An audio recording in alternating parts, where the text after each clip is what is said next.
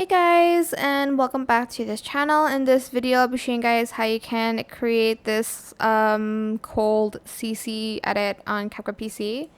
So add in sharpen edges on top of your video here. You want the blur to be 0, the filter to be at 0 as well, the range at 100, and the sharpen should be at around 35, and I want the size to be at A5. Then I'm going to copy and paste that, and I'm going to change the sharpen to 20 and the size to around 80. Once you are done with that, you are going to add this overlay. I'll put it in the description box down below. I'm just going to change the ratio of this video as well to 3:4, I guess. I'm just going to copy and paste that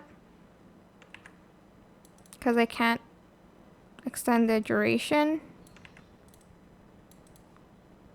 Going to select everything, go to blend mode and select multiply. And once you're done, you're going to go to effects and you're going to type in chromatic aberration. And you're going to add that on top. So the lateral one, you're going to place it at 45 and the other one at 55. Then you are going to import this other overlay, copy and paste that again. Again, I'll place the overlay in the description box down below. Select everything, go to blend mode and select screen.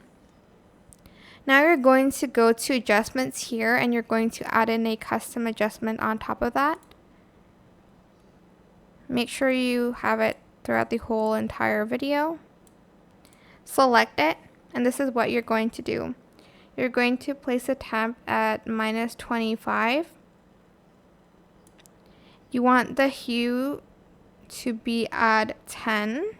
Well, the tint, I guess. And the saturation should be -17-ish. Then you're going to scroll down and you're going to put the exposure at 10%. The contrast at 15. Scroll down, you want the shadow to be -10.